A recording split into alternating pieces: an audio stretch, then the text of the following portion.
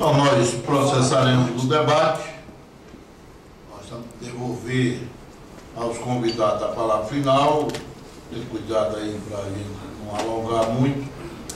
Não há parlamentares, se houvesse, os parlamentares teriam prioridade, mas eu quero, Mauro e Ana, dizer o seguinte: eu fui, no início do primeiro governo Lula, eu fui superintendente do INSS, por pouco tempo, mas fui. E tive uma experiência dramática. Você ter agências de uma instituição sem quadro efetivo é algo terrível em termos de gestão. Você ter agência com um número reduzido de quadros efetivos também é algo dramático. Eu tinha uma agência, não vou citar aqui a cidade, porque não é o caso, mas a população toda reclamava da gerente. E eu não tinha como trocar, só tinha ela na gerente. Nós sucedemos o senhor ministro Walter Cornélio, que tinha terceirizado a Previdência inteiramente. O quadro da Previdência era um quadro envelhecido, portanto, o número de aposentação era grande, o número de reposição era novo, não houve, e nós pegamos diversas agências com esse quadro. Ou seja, essa servidora era uma quanto mais desrespeitadora dos clientes da Previdência, e não se podia fazer nada porque eu não tinha alternativa. Nem como deslocar alguém de uma agência vizinha ou de uma gerência, que meu quadro era inteiramente reduzido. Então, por mais que nós reconheçamos que o governo atual tem, e ali nos gráficos mostra que o esvaziamento é maior nos governos anteriores a Lula, e há uma certa recuperação, tá certo? Até em termos gráficos do governo Lula e Dilma, mas não é possível esse quadro, né? Não é possível pensar que existam algumas agências, por menor que seja o número, 16, tá certo? Com nenhum servidor. Não é possível pensar agência com número muito reduzido, porque os gerentes não têm alternativa para melhorar as condições de trabalho. Segundo, também o IBGE comete o mesmo erro de alguns órgãos, que a Previdência cometeu, que a Secretaria de Saúde do Estado da Bahia cometeu. Fazer esses grandes concursos uma única vez, e nós temos um problema. Todo mundo envelhece ao mesmo tempo, todo mundo tem a mesma mentalidade gerencial, né? Todo mundo entre licença médica com uma frequência relativa, porque está com o mesmo perfil epidemiológico, perfil etário, etc. Então, não pode ser a conta-gotas, como vem ser feito, mas também não pode ser um grande concurso. Os grandes concursos são fracassos em termos gerencial. Acho que a melhor experiência em concurso tem sido a Receita Federal.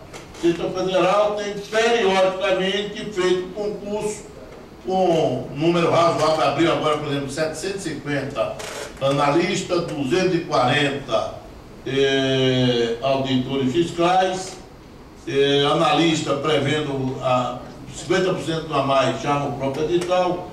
Você poderia chamar 1000.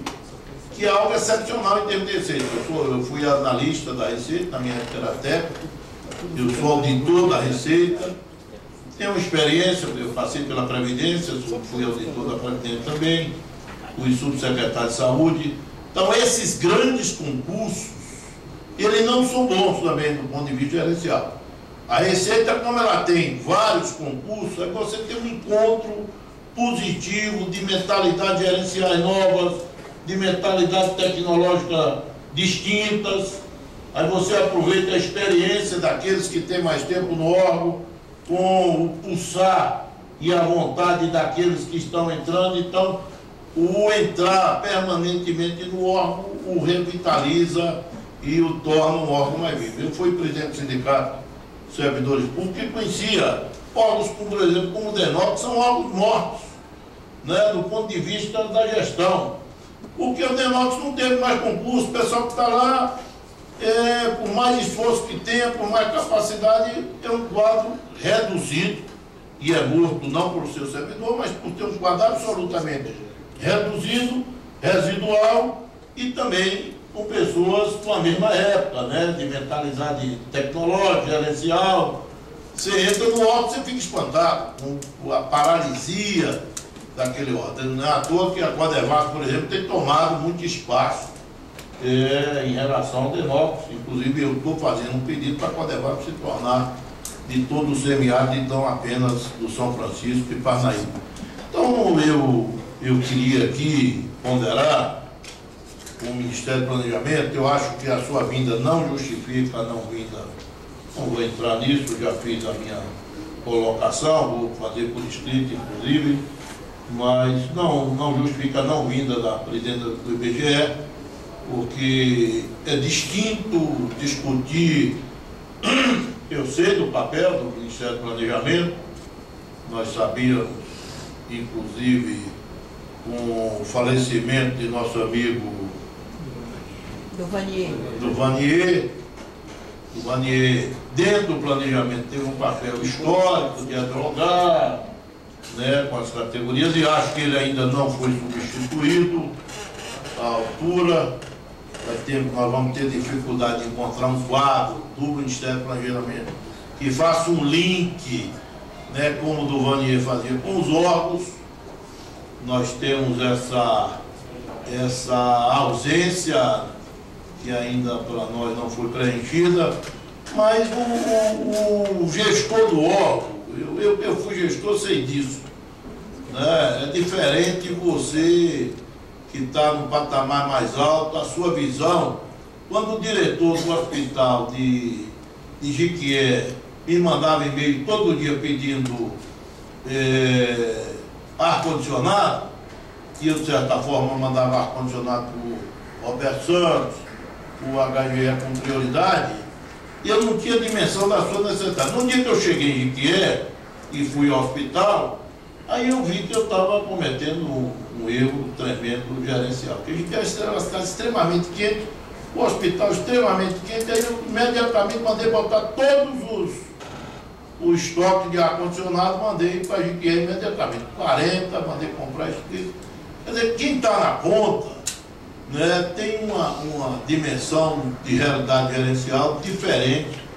Eu sei da competência dos quadros do Ministério do Planejamento, mas é sempre bom estar acompanhado também dos gestores mais capilarizados. E a presidente do IBGE era o mínimo que a gente podia fazer nessa discussão. Então eu gostaria de levantar essas ponderações. Eu vou abrir para algumas pessoas que queiram se manifestar e vamos devolver para vocês fecharem a audiência.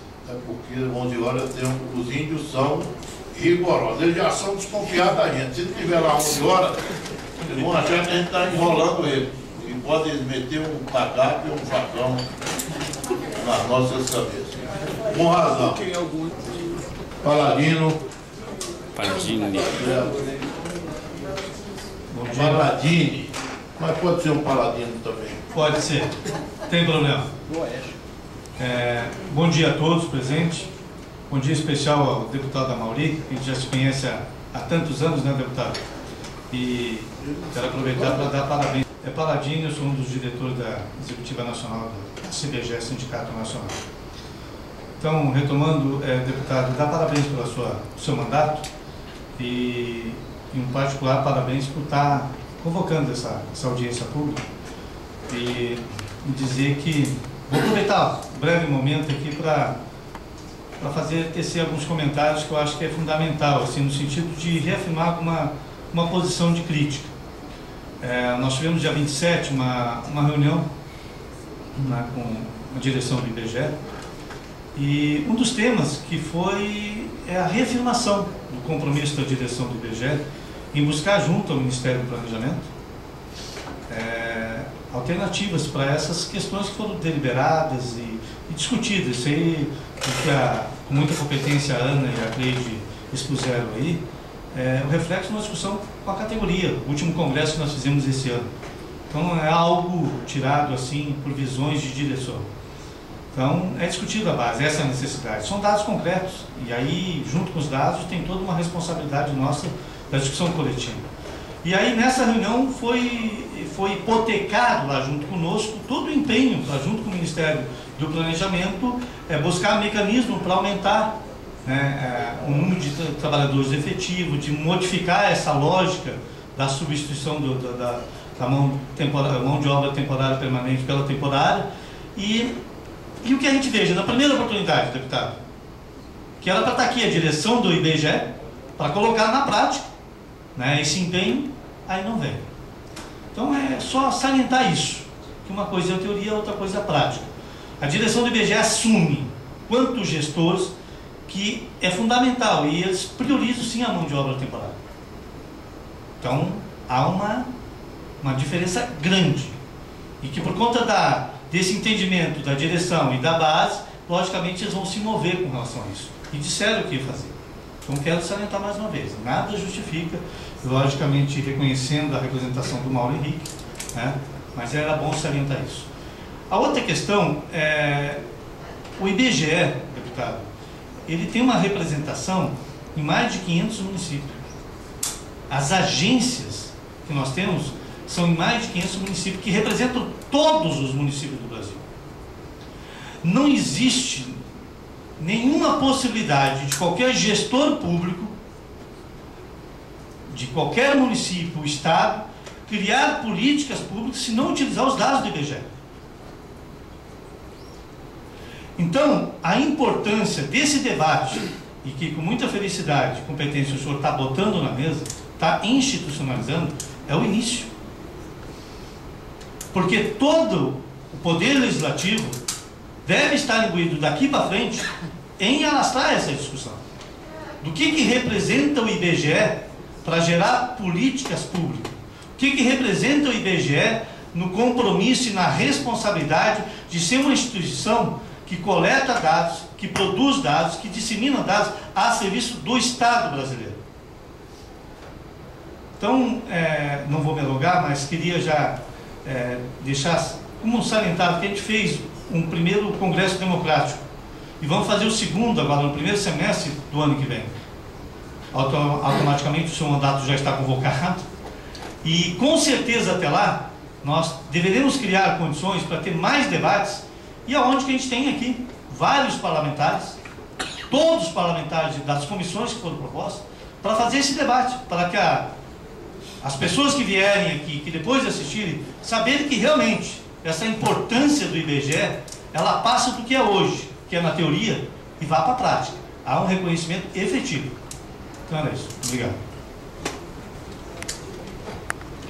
Palavra agora Gilberto, se identifique, Gilberto, por favor. Meu nome é Gilberto dos Santos, sou chefe da agência do IBGE em Rio Pomba, zona da Mata Mineira, uma cidade de 15 mil habitantes, e também diretor do sindicato no estado de Minas Gerais. Eu pedi a palavra para corroborar o que o Paladino falou antes, parabenizar a Vossa Excelência pela oportunidade, né?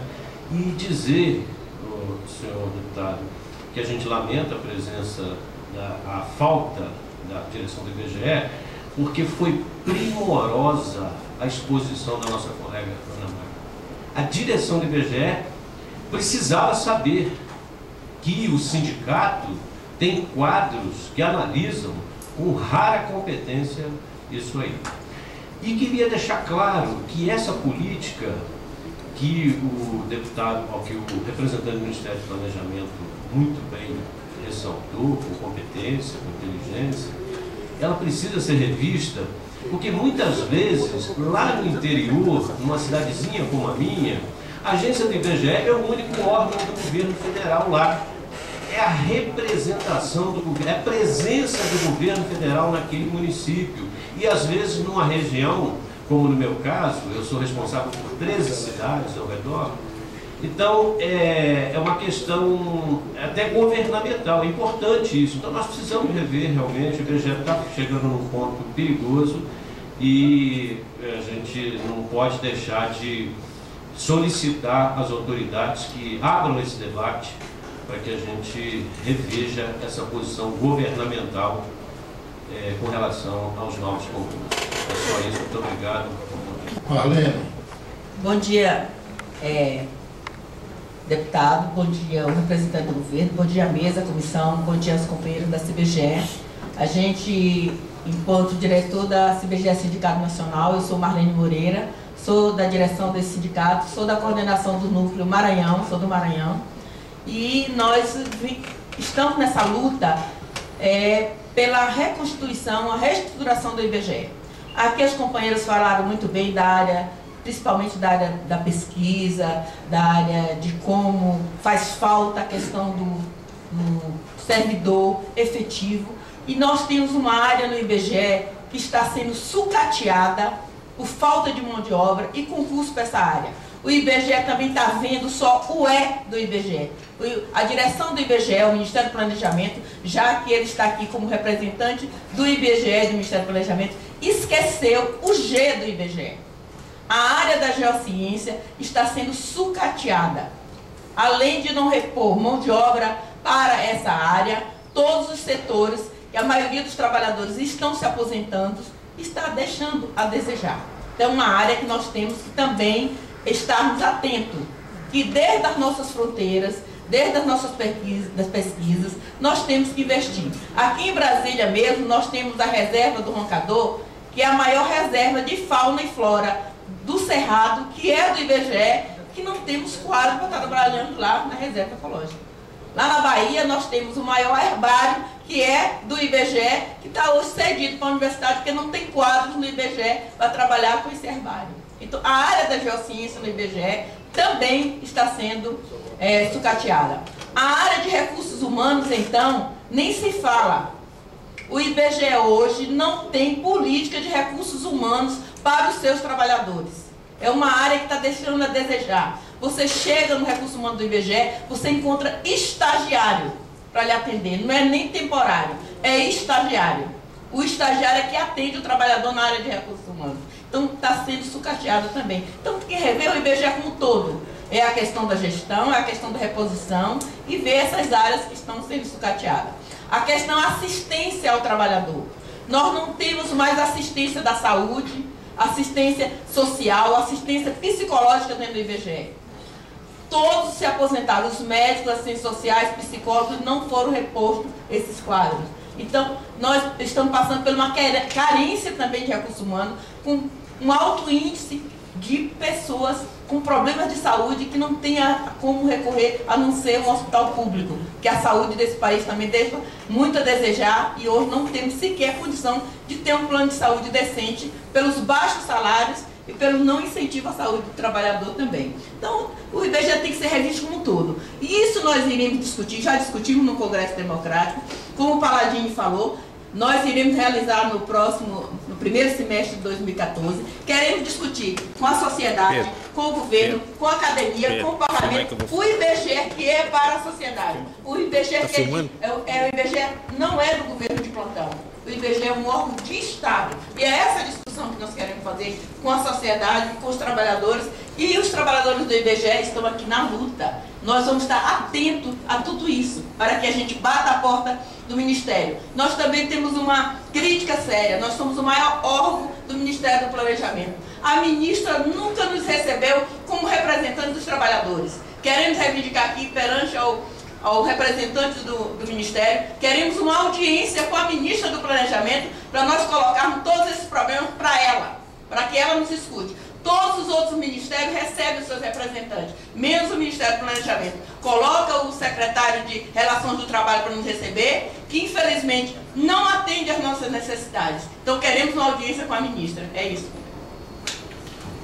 Nós vamos devolver a mesa para fazer as considerações finais.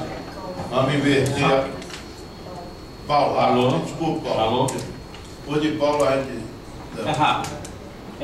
Foi colocado aqui pela Magli, por todo mundo aqui, a questão do trabalho temporário, e eu quero botar mais um elemento, porque tem muitas áreas no IBGE que existem lá os setores, mas na realidade o trabalho é feito por empresas terceirizadas.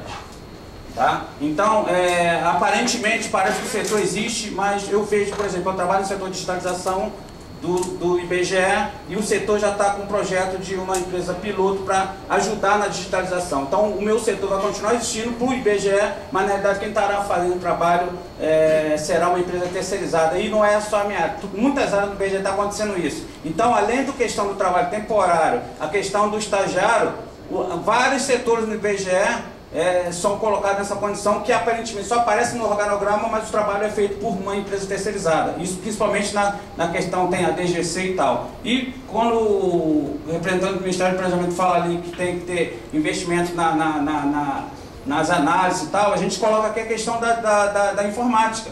Se realmente você está falando que é só na área de coleta que você tem que ter o temporário, na área da DI, que é a área de informática, tem só consultores, na grande maioria. Então, não é verdade isso que você está falando em relação à conta do IBGE, porque isso está sendo utilizado em outras áreas do IBGE, não só na DI, mas como também em outras áreas do IBGE. Tá? Só queria registrar isso.